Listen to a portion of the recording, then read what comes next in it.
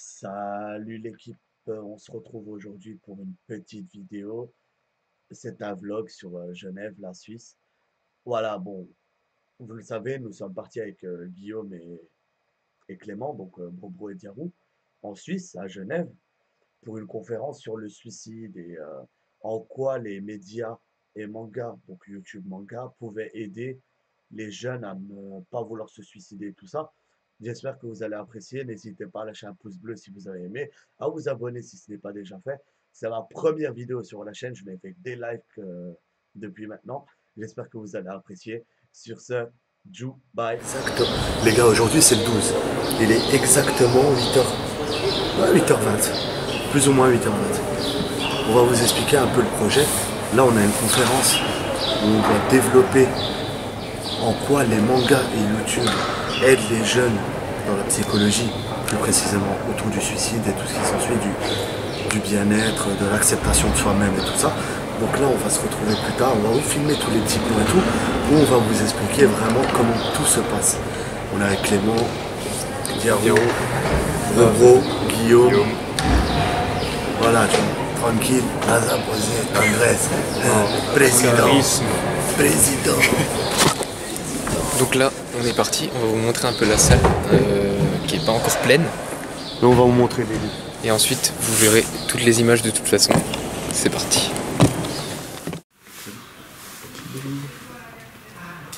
On est arrivé dans l'auditoire. Ah oui, c'est peut-être un peu stressant quand même. Actrice et chers acteurs du monde de la santé et du social, bonjour chers enseignantes, enseignants et chercheurs du monde académique, bonjour chers membres d'Erdado, chers collègues, et bonjour à vous les étudiants et étudiantes de l'Université de Genève. Bienvenue à ce 5e volet du réseau santé sociale à l'épreuve de la crise suicidaire chez les adolescents. Je m'appelle Abdurrahman Ma, je suis membre du comité d'organisation et je suis accompagné de ma collègue Yasmine Sebe. Pour des raisons indépendantes de sa volonté, ma collègue Aline Forestier ne sera pas là aujourd'hui pour animer la journée pour des problèmes de santé mineurs. C'est Yasmine au pied levé qui la remplace aujourd'hui et je la remercie pour ça. Aujourd'hui, Yasmine et moi allons nous accompagner en tant qu'animateurs durant toute la journée. Je passe directement la parole à Ludovic.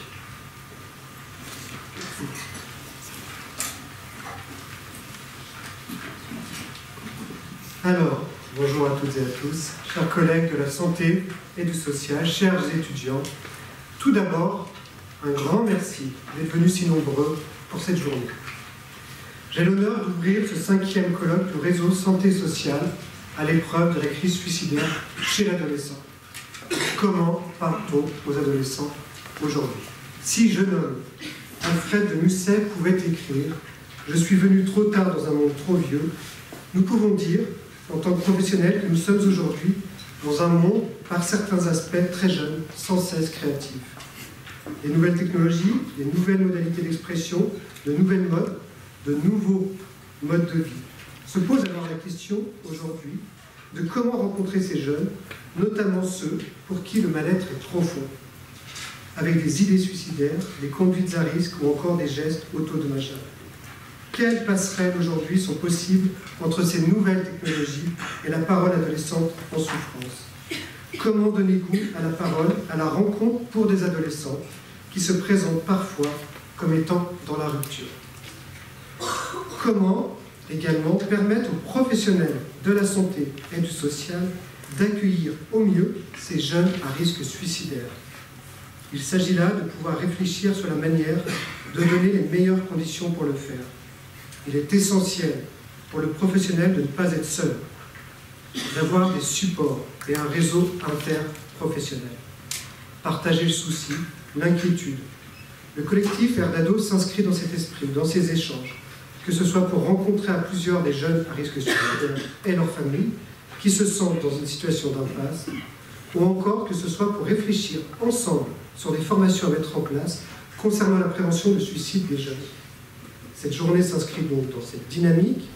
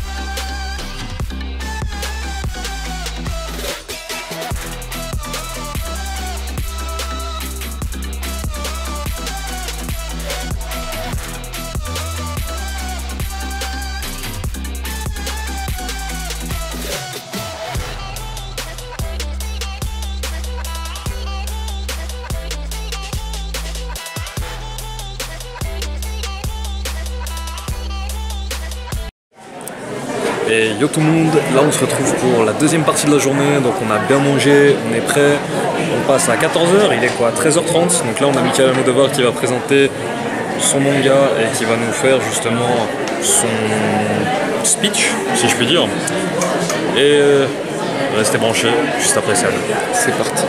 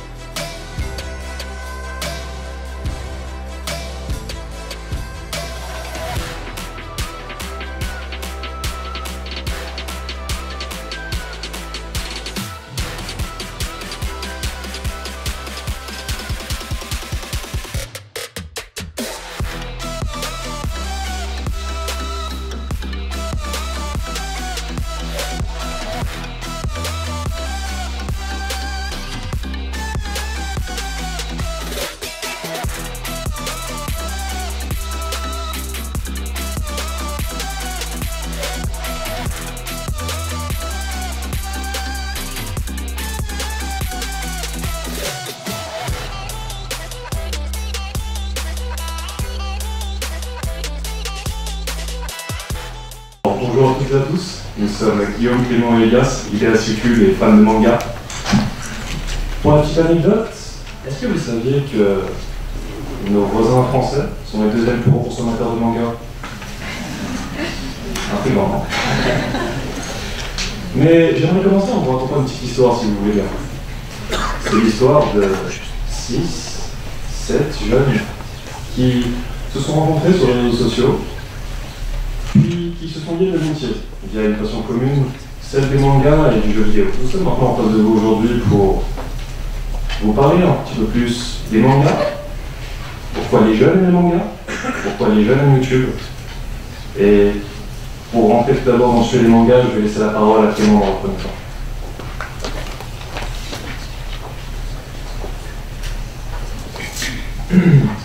Bonjour. Alors, déjà, définition de manga, parce que je doute qu'ici tout le monde sache précisément ce que c'est. Un manga, c'est une bande dessinée qui vient à l'origine du Japon, une œuvre qui peut être fictive comme réaliste, et exposant un univers avec pour seule limite finalement l'imagination débordante de son auteur, qu'on appelle le manga. Donc, merci Clément. Et maintenant qu'on avance un petit peu plus sur les mangas et les séries éditoriales, nous allons passer à la suite, parce que oui, vous êtes en train de vous dire, là, les trois jeunes, c'est bien gentil, ils n'ont pas répondu à la question de base. Surtout quand ils ressemblent à un libraire, un peu affamé quand même. Un étudiant infirmier qui ressemble plus à un physionomiste qu'autre chose.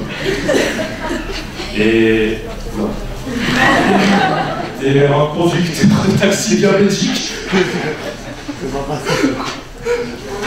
Nous allons passer à la suite et pour ça je vais laisser la parole à Elias. Bonjour. Je vais vous expliquer un tout petit peu pourquoi, entre guillemets, les jeunes d'aujourd'hui, donc notre génération actuelle, la génération Y, préfèrent les mangas aux bandes dessinées, comics et toutes les autres grandes œuvres. Tout simplement parce que, on peut se le dire, c'est la génération qui a grandi avec. Comme l'a dit Clément, il y a beaucoup de messages moralisateurs, bien plus que dans certaines BD où c'est juste que du divertissement. Et aussi, on peut remercier Dorothée, le club Dorothée, qui nous a fait justement montrer le manga chez les francophones. Comme l'avait dit Guillaume, nos amis français sont les deuxièmes plus grands consommateurs de manga au monde, derrière le Japon, ce qui est normal. Mais vous connaissez sûrement les mangas plus à travers les animés que les mangas BD, que les livres, les ouvrages. Donc je vais vous expliquer pourquoi nous, les jeunes, préférons et aimons justement les mangas et les animés. C'est aussi grâce aux OST, dit Original Soundtracks. Et je vais vous expliquer pourquoi. Car en fait, ces OST nous permettent justement d'avoir de l'émotion, de ressentir ce que l'auteur veut qu'on ressente à travers plusieurs OST. Il y a un large panel d'OST.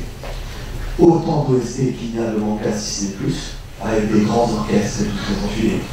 On en a vu, ça fait des bouts ces dernières années, c'est fantastique. Et on a aussi, comme je le disais, des openings et des endings, un peu comme dans tous les films, sauf qu'il y a vraiment des musiques fortes qui donnent envie aux gens de continuer. Et bien évidemment, on peut continuer aussi sur des exemples d'OST.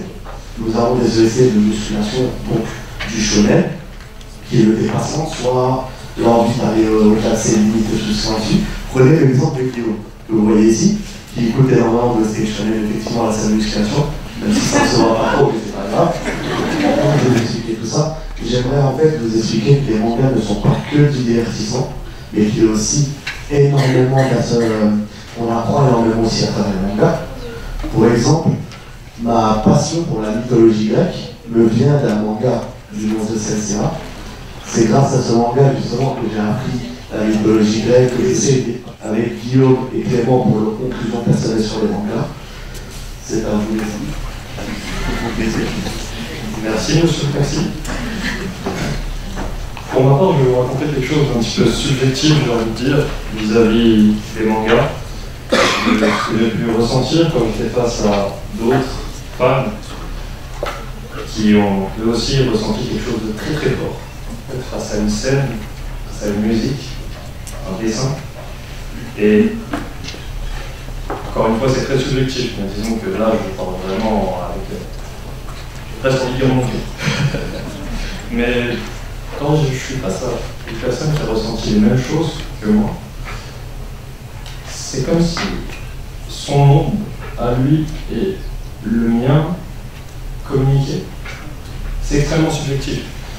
Mais au travers d'une émotion qu'on a pu ressentir, ça peu importe notre ethnie, du genre, ce que vous voulez, peu importe les paramètres externes. Au travers d'un seul intérêt commun, vous arrivez à nous comprendre et à savoir ce que l'autre a ressenti.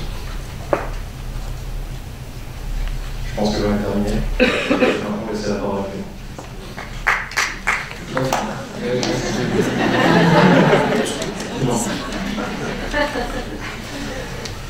Donc, pour vous répondre avec ma conclusion personnelle et surtout le plus de sincérité possible, je vous dirais que d'après notre expérience, notre enfance, bien évidemment, mais aussi tous les gens qu'on a pu rencontrer, que ce soit dans les diverses conventions manga auxquelles on a pu assister, mais aussi à tous les abonnés qu'on a rassemblés en un an et demi de chaîne, et avec lesquels on a pu communiquer, que ce soit par le biais des commentaires YouTube ou toutes les autres plateformes de dialogue qu'on a pu mettre en place pour justement tenter de leur parler le plus possible et de partager notre passion avec eux. On s'est tous mis d'accord sur le fait qu'avant tout, bien sûr, nous aimons les mangas parce qu'on va y ressentir tout un panel d'émotions, on va être motivé parfois, on va s'attacher aux personnages et vouloir constamment finalement suivre leurs aventures. Et en même temps, comme l'a dit Guillaume juste avant, et Elias, on y retrouve un certain apprentissage dans les mangas. C'est donc que pour tout cela, que nous sommes fans de manga, on y retrouve à la fois un excellent divertissement dans un format, ma foi, facile d'accès, que ce soit une bande dessinée ou un dessin animé avec des épisodes qui ne dépassent que très rarement les 20 minutes, avec des histoires rythmées et porteuses de plein de messages nobles. Voilà, maintenant, nous en avons terminé avec les mangas. Nous allons maintenant aborder le deuxième sujet, à savoir YouTube, déjà comment ça marche, et ensuite, pourquoi les jeunes aiment tant YouTube que ça. Pour ça, je laisse la parole à Elias et Guillaume. Nous allons maintenant passer à la vidéo.